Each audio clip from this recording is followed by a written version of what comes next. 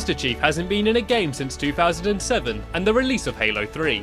But now everyone's favourite super soldier has been called back into action to finish the fight. Again. The wait is finally over and Halo 4 is available to all Xbox 360 owners. But has 343 Industries managed to bring new life to the franchise, or will Halo 4 mark the demise of this once juggernaut series?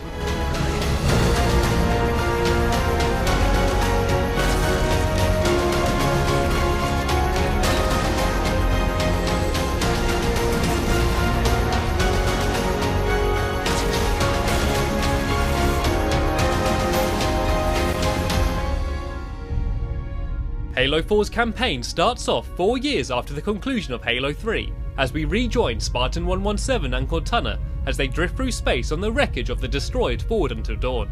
After receiving several intrusion alerts, Cortana wakes the Chief, and it's not long until you get into combat with some familiar foes. You immediately realise that this is still the Halo you know and love. These first battles fill you with the feeling of familiarity and excitement.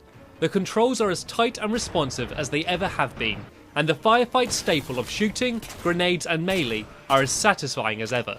You soon crash land on a Forerunner planet called Requiem, where you first encounter Halo 4's main hostile alien race, the Prometheans. You are also introduced to the new villain, who I won't spoil in this video. The most interesting part of the plot, however, is the relationship between the Chief and Cortana. Cortana is reaching the end of her lifespan and slowly deteriorates into rampancy throughout the game. Above average writing and excellent voice acting help to draw you into Cortana's plight, and this story thread becomes more interesting and engaging than the battle to save humanity. I will not allow you to leave this planet!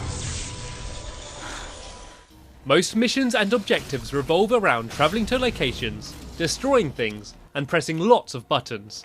Many of these tasks aren't given the necessary sense of urgency for you to get fully involved, and at parts I felt like I was simply trekking from one waypoint to another, without any thought put into my actions.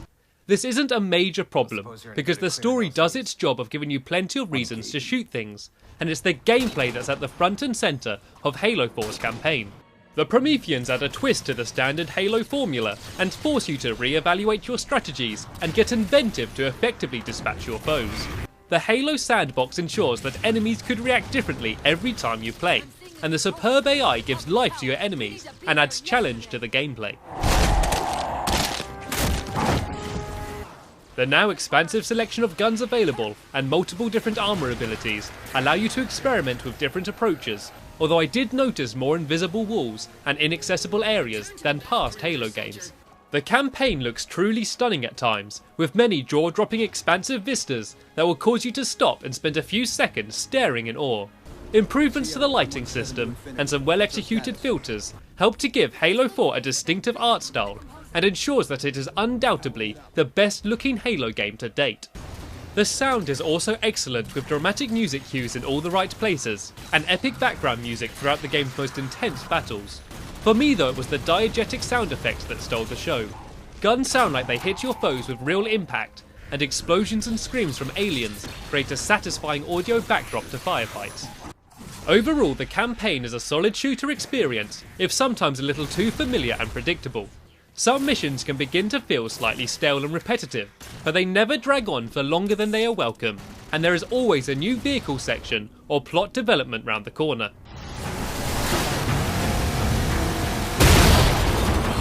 The other non-competitive mode is the brand new Spartan Ops. It features short missions that are designed to be played cooperatively with up to 4 players, and acts as Halo 4's replacement for the absent firefight mode. The first 5 missions are available on the disc, with future missions downloadable as DLC once they are available. The missions follow the progress of the Majestic Squad, who are also present in the main campaign.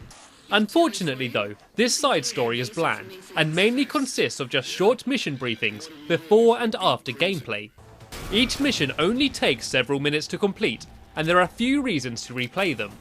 Spartan Ops ultimately feels like a much more shallow experience than Firefight was in Reach, and is unlikely to take up much of your time. Hopefully future missions and seasons will prove to be more substantial. Although who really wants to spend their time playing Halo 4 shooting AI-controlled aliens, when they could be shooting player-controlled Spartans in the online multiplayer?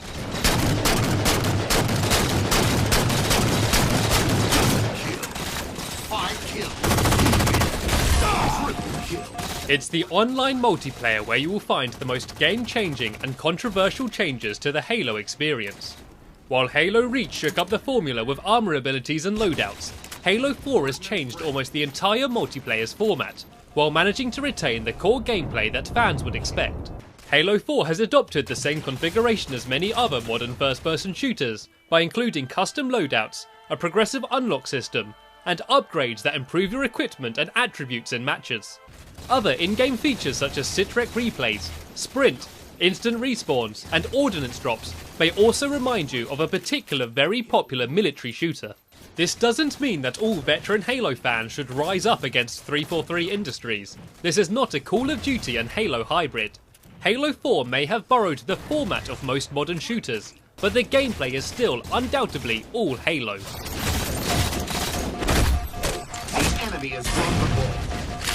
Assassination.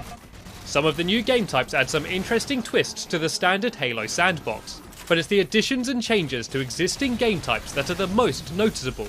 Earning Ordnance in Infinity Slayer completely changes the dynamic of matches. You can now pass the ball in Oddball and Griffball, you can shoot your Magnum while you run the flag, and Infection has been replaced with Flood, which changes the skin of your Spartan into a gruesome humanoid flood when you're infected. This attention to detail has been applied to all aspects of war games, and demonstrates some of the best production values in any Halo game to date. Undoubtedly there'll be parts of the multiplayer that not everyone will like, and not everything can be balanced exactly. Ordnance drops add an element of randomness that's not suitable for competitive play, and instant respawns can sometimes allow you to get revenge on your victims before they can regain their shields. There are however dedicated playlists for a more classic Halo feel, and everything can be edited with custom game types and Halo's map editor, Forge.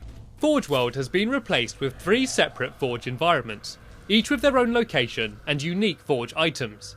The systems available have been updated so you can now easily see what items you're editing as they become highlighted, and the ability to lock items in place so you don't accidentally move or delete them is very welcome. You can now also duplicate items and stick them together with magnets. This enables you to build very quickly and should allow novice forgers to create better maps easier. The more varied environments and improved lighting should mean that Forge created maps will look better than their Reach counterparts, but Forge is still very limiting in other areas. Almost all of the objects and structures you can place are simply re-skinned versions of objects from Halo Reach, so map creators will be using the same pieces that they have been building with for years. There is also a lack of any large flat areas that would grant you a blank canvas to design a map exactly how you like. You are therefore either forced to build smaller maps in the sky, or conform to the uneditable natural terrain of the maps.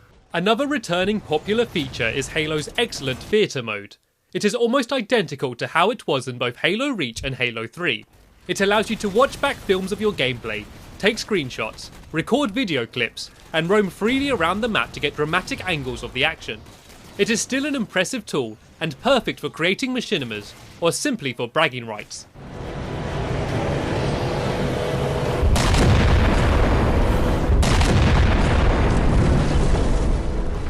.343 Industries and Certain Affinity went all out with Halo 4, and it ended up being the biggest budget game that Microsoft has ever published. The campaign could have taken a few more risks, and some veteran Halo fans may have been disappointed with the multiplayer's new direction, but Halo 4 is a massive game that has been polished to a fine shine in almost every department. It's the first game that 343 Industries has ever shipped, and it stands as a reassurance that the Master Chief and all of Halo are in safe hands. Seems like old times. Ready to get back to work? I thought you'd never ask.